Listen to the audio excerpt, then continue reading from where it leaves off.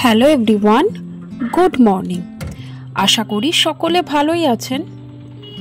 আজকে হলো শনিবার, সকাল এখন মোটামুটি 10:10-15 মতো বাজে, আর আমরা বেরিয়ে পড়েছি আমাদের দেশে বাড়ির থেকে বাড়ির পথে, মানে বাতকুলা থেকে কৃষ্ণনগরের পথে। গতকালকে সারা দিনটাই প্রায় বিয়ে নিয়েই ব্যস্ততা ছিলাম, তবে যদিও সকালবেলায় আসিনি, সন্ধ্যাবেলায় এসেছি। রাত্রিটুকু থেকেই সকালবেলায় আবার বাড়ির পথে যাচ্ছি। বাড়ি থেকে সবাই বলেছিল, বিশেষত ছোট কাকা, মামনি, সবাই। তবে আমার তো থাকলে হবে না, কারণ আমার সোনার পরীক্ষা রয়েছে, পড়া রয়েছে, তো যে কারণে সকাল সকাল চলে এসেছি। আর সকাল বলতে এখন খুব সকাল নেই, বাড়িতে আস্তে আস্তে প্রায় 11টা তো বেজেই গেছে। সোনার বাবাও রাস্তায় বাস স্ট্যান্ডে নেমে গেছে, তার গাড়িটা খারাপ হয়ে গেছে বলে ও ওদিক থেকে গ্যারেজ থেকে বাড়ি আসবে। আজকে যদিও দিদিভাই বলেছিল তাদের বাড়িতে খাবার কথা, কিন্তু সোনার বাবা বলল যে না, যাই হোক আজকে বাড়িতেই রান্না করো। তো আমিও ভাবলাম বেশ কিছু কাজকর্ম রয়েছে, কারণ কি বলুন তো, একটা জায়গা থেকে এসে সব কিছু গুছিয়ে করতে একটু তো সময় লাগবেই, তাই না? তবে আমি কিছু কাজ গতকালকেই করে থুয়ে গেছিলাম, কিন্তু কিছু কাজ একটু এলোমেলো রয়েছে। এই যেমন ধরুন, এসেই রান্নাঘরে দেখলাম হাঁড়িটা পড়ে রয়েছে, হাঁড়িটা বার করে এঁঠো মুছে মেজে ঘষে ভাত বসিয়ে দিয়েছি, সাথেই এখন ডালটা বসিয়ে দিচ্ছি। এই ভাত আর ডাল হতে হতে আমি বেশ কিছু কাজ চলুন একটু গুছিয়ে নিই। যেমন ধরুন, একটা শীতকালের সময় তো একটা জামা কাপড় এদিক ওদিক তো পরেই থাকে, সেইগুলিকে জায়গা মতো রেখে দিই, ঘর দোরটা ঝাঁট দিয়ে একটু মুছে নিই। আর সবার আগে আর একটা কাজ করি, এই যে আমার যে ওই যে আরও একটা ফোন রয়েছে, তাতে করে না আমি একটু গান চালিয়ে দিই। যখন একা থাকি বা বেশ দেরি হয়ে যায়, কাজ গুছিয়ে করার হয় বা নিজে একটুখানি অলসতা মনে হয়, তখন এরকম মোবাইলে একটু গান চালিয়ে দিই, অথবা ব্লুটুথে গান চালিয়ে যদি একটু কাজ করা যায়, দেখেছি কাজগুলো খুব তাড়াতাড়ি হয়। তবে আমি আমার অভিজ্ঞতাটাই আপনাদের সাথে শেয়ার করলাম। আমি জানি না, সবার ক্ষেত্রে নাও হতে পারে, তবে আমার বেশ ভালো লাগে। আর এইগুলি যদি আপনাদের শোনাতে পারতাম খুব ভালো লাগতো। তবে ওই যে ওল্ড মডেলের যে ওল্ড হিন্দি সংগুলো থাকে, বেশ কিছু বছর পুরনো, এই সংগুলো আমার ভীষণ পছন্দের। তাই সেরকমই লতা মঙ্গেশকরের কিছু গান আমি চালিয়ে এখানে কাজগুলি সেরে নিচ্ছি। আসলে আমরা তো সবাই মোটামুটি ঘরের মধ্যে চার দেওয়ালে একই রকম কাজ প্রতিদিন প্রতিনিয়ত করতেই থাকি। যেমন ধরুন, এই ছোট দিনের বেলায় সংসারকে সাজিয়ে গুছিয়ে পরিপাটি করে রাখা, তার সাথে নিজের খেয়াল রাখা, সকলের খেয়াল রাখা, সময় মতো রান্না করা, কাজকর্ম সারা, সব কিছু কাজের মাধ্যমেই কিন্তু আমাদের প্রত্যেকটা দিন কেটে যায়। আর সেগুলো করতে করতে কোথাও গিয়ে কিন্তু আমরা সারাদিন পর একটু হলেও ডিমোটিভেট হই। তো সেক্ষেত্রে দেখা যায় কি, আপনি যদি আপনার পছন্দের কাজটি যদি একটু হলেও করেন, দেখবেন একটু হলেও কিন্তু আপনাদের মধ্যে মোটিভেট হতে পারবেন এবং নিজেকে আরও বেশি অ্যাক্টিভ রাখতে পারবেন। আমি সবসময় চেষ্টা করি, আমি যেভাবে অ্যাক্টিভ নিজেকে রাখি, তাতে করে আমার সমস্ত কাজ কিন্তু সুন্দরভাবে সময়ের মধ্যে হয়ে যায়। এবং এই ছোট দিনের বেলা বলুন, যাই বলুন, এক হাতে সমস্ত কাজ করি, নিজের মতো করে সংসারটাকে সাজিয়ে গুছিয়ে রাখি, তারপরেও নিজেকে অ্যাক্টিভ রাখি। সারা দিন মনে হয় যেন এই কাজটা করি, ওই কাজটা করি, এত কাজ করেও কিন্তু আমি ক্লান্ত হই না। তার একটাই কারণ, সেটা হচ্ছে নিজেকে ভালো রাখা, নিজেকে পজিটিভ রাখা, নিজেকে আরও বেশি অ্যাক্টিভ রাখা। আর সেটা করার জন্য নিজেদের পছন্দের যে কাজগুলি, সেগুলিকে বেছে সেইগুলি আগে করুন। দেখবেন আপনি এমনিতেই কাজের প্রতি একটা ভালোবাসা, একটা টান তৈরি হয়ে যাবে। তো যাই হোক, আপনাদের সাথে কথা বলতে বলতে সকালবেলায় দেখুন ঘরগুলো মোছা কমপ্লিট, আর সমস্ত জামা কাপড়গুলোকে এক জায়গায় রেখেছি। এই যে আমার সোনা যে ঘরের পরে, সেই ঘরে খাটে, পরে আমি সময় মতো সেই সমস্ত জিনিসগুলিকে গুছিয়ে নেব।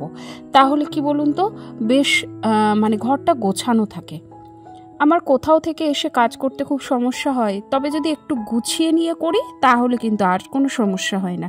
তো সেই জন্যে সবার আগে এসে সমস্ত জামাকাপড়গুলিকে একত্রে করে রেখেছি, কারণ আমার মনে হয় ঘরের মধ্যে এমনই একটা জিনিস জামাকাপড়, যেগুলি একটু এদিক ওদিক থাকলেই ঘরটা বেশি অগোছালো, মেসি মনে হয়। তাই জন্য আমি সমস্ত জামাকাপড়গুলি সারাদিনে একত্রে করে রাখি, পরে সময় মতো সেগুলিকে বসে সুন্দর করে গুছিয়ে রাখবো। এদিকে কাজ করতে করতে আমার ডালটা সেদ্ধ হয়ে গেছে, দিয়ে দিয়েছি গরম জল, সাথে লবণ, হলুদ, লঙ্কা। আর আজকে ফ্রিজের মধ্যে দেখলাম বেশ কিছু ঝিঙে আছে। ঝিঙেগুলো না নষ্ট হয়ে যাচ্ছিল, আসলে শীতের সময় তো ঝিঙেগুলো বেশ শুকিয়ে আসছে। তো সোনার বাবাও চলে এসছে বাড়িতে, এসে বললো ঝিঙে দিয়ে আলু দিয়ে একটু পোস্ত করতে। আর আজকে তো এমনিতেই বললাম শনিবার, নিরামিষের দিন। তো ওই যে ডালটা ফুটে গেছে, তো পাশে একটু সর্ষে, শুকনো লঙ্কা আর একটা ছোট্ট টমেটোকে একেবারে পিস করে কেটে দিয়ে দিয়েছি। তো ডালটা টমেটো ডালি করলাম, এর মধ্যে একটু ধনেপাতা দিলে বেশ ভালো হতো, তবে আর দরকার নেই, কারণ বাড়ির সকলে তো খায় না। আর আমি বেশি যদি মাতব্বরি করতে যাই তাহলে দেখা যাবে কি আমি মাঝখান থেকে কথা শুনবো, দরকার নেই, সবাই যেটা ভালো খায় সেটা করাই ভালো। ভাতটাকেও ফুটিয়ে একটু উবুর দিয়ে নেব, তার আগে এদিকে ঝিঙে আলু পোস্তটা বসিয়ে দিচ্ছি। তেলের মধ্যে 5 ফোড়ন, লঙ্কা চিড়ে একটু ঝিঙে আর আলুগুলো দিয়ে নিলাম, সাথে একটু লবণ আর দিয়েছি সামান্য হলুদ। ঝিঙে আলু পোস্ততে আপনি হলুদ না দিলেও পারবেন, তবে খুব বেশি আমি হলুদ দিইনি, কারণ আমার মনে হয় ঝিঙে আলু পোস্ত জিনিসটাই খুব বেশি হলুদ দেয় বলে তো আমার মনে হয় না। সামান্য একটু হলুদ দিয়েছি যাতে একেবারেই ফ্যাকে না লাগে। দাঁড়ান, ভাতটা একটু দেখে নিলাম, ভাতটা মনে হচ্ছে ভাতটা কিন্তু হয়ে এসছে। এইবারে ভাতটাকে উবুর দিয়ে নেব, না হলে না বেশি হলে গলে যাবে, কারণ আমাদের চালগুলি না একবার এক রকম দেয়। কোনোবার দেখা যায় কি ফুটোতে ফুটোতে শক্তই থাকে, আবার কোনোবার দেখা যায় অল্প একটু উতল এলেই ভাত কিন্তু একেবারে গলে যায়। ব্যাস, ওদিকে ভাতটা উপর দিয়ে দিয়েছি। এদিকে ঝিঙে আলুটা বেশ মজে গেছিল, সামান্য একটু পোস্তে আর কাঁচা লঙ্কা বাটা দিয়ে আর বাটি ধোয়া জলটা দিয়ে একটু ঢাকা চাপা দিয়ে রেখেছিলাম। দিয়ে ওপাশে গেছিলাম জলের বোতলগুলি ভরতে, সবই তো খালি হয়ে আছে। আর এদিকে ঝিঙে আলু পোস্ততে নামানোর আগে একটু চিনি আর একটু কাঁচা সর্ষের তেল দিয়ে নামিয়ে নিয়েছি। আর এই যে সাথে ডাল, বেগুন ভাজা, পোস্ত দিয়ে সোনার বাবাকে খেতে দিয়ে নিয়েছি, সাথে আমরাও খেয়েছি। তো এই তো এইবারে বিকেলবেলার সময় সোনার সন্ধ্যাবেলায় পড়া রয়েছে, তো ওকে পড়তে দিতে যাব, আর তার আগে সন্ধ্যাও দিতে হবে। তো সবার আগেই দুপুরবেলার টাইমটা একটু ভিডিও এডিট করছিলাম, সাথে একটু বেশ চোখটা লেগে আসছিল, তবে আর ঘুমোইনি জানেন, কারণ এখন যদি ঘুমোই না শরীরটা খারাপ করবে, মাথা ধরবে, তো ওই জন্য আর ঘুমোইনি। তবে ভাবলাম কাজগুলি এগিয়ে নিই, তাই এই যে সমস্ত জামা কাপড়গুলি একত্রে রেখেছিলাম সব কিছুকে সুন্দর করে ভাঁজ করে পাট করে নিয়েছি। চলুন এবার জায়গা মতো সব কিছুকে গুছিয়ে রাখি। জামা কাপড়গুলি গুছিয়ে দেখলাম বাইরে একেবারে ঘোর অন্ধকার হয়ে গেছে, সন্ধ্যাটা জ্বালিয়ে নিই। আজকে সকালবেলায় গোপালকেও জাগানো হয়েছিল না, মানে আমি তো বাড়ি ছিলাম না, মা তো দিদিভাইয়ের বাড়ি। তো বাবা গোপালের কভারটা মানে পর্দাটা তুলে গোপাল শুয়েই ছিল, বাবা ধূপকাঠি জ্বালিয়ে দিয়েছিল, ধূপকাঠি আর কি। তো সেইভাবে তারপরে এসে পুজো করে খাওয়া দাওয়া সারতে সারতে আমার বেশ অনেকটা দেরি হয়ে গেছিল জানেন। তো তাই জন্যে এবেলাটা না একটু এনার্জিটা লস লাগছে, কারণ একটু শরীরটার মধ্যে খারাপ করছিল, অনেকটা বেলা করে খেয়েছি। তো যাই হোক, চলুন সন্ধ্যাটা দিয়ে নিই।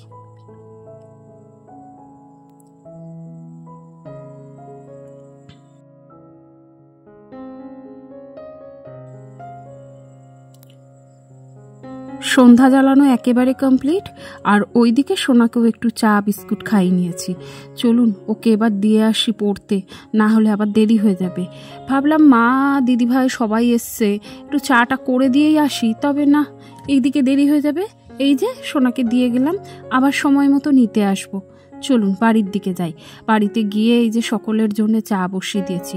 মা তো লিকার চা খায়, আপনারা জানেনই। আগে যদিও দুধ চায়ের একটু নেশা ছিল, তবে আমরা দিই না জানেন তো, কারণ গ্যাসের সমস্যা রয়েছে মায়ের, যদি দেওয়ার পরে যদি গ্যাস হয়।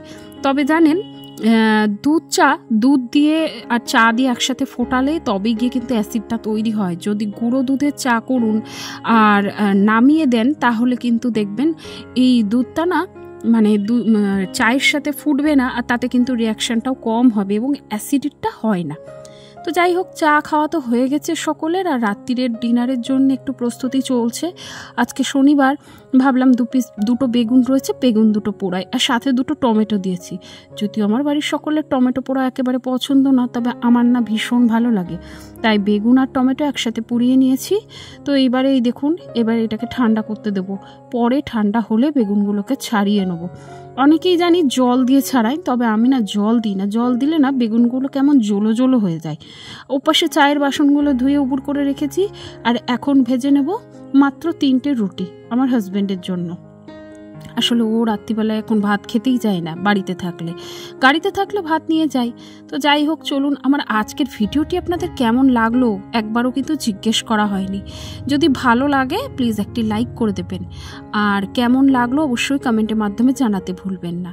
আর আপনি যদি আমার চ্যানেলে নতুন হয়ে থাকেন চাইলে চ্যানেলটিকে সাবস্ক্রাইবও করে রাখতে পারেন, আর যারা অলরেডি করেছেন তাদেরকে অসংখ্য ধন্যবাদ জানাই।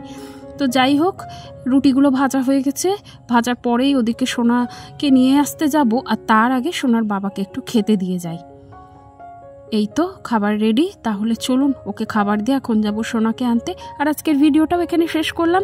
সবাই খুব ভালো থাকবেন, সুস্থ থাকবেন, সাবধানে থাকবেন। আবারও দেখা হবে নতুন কোনো ভিডিওর সাথে।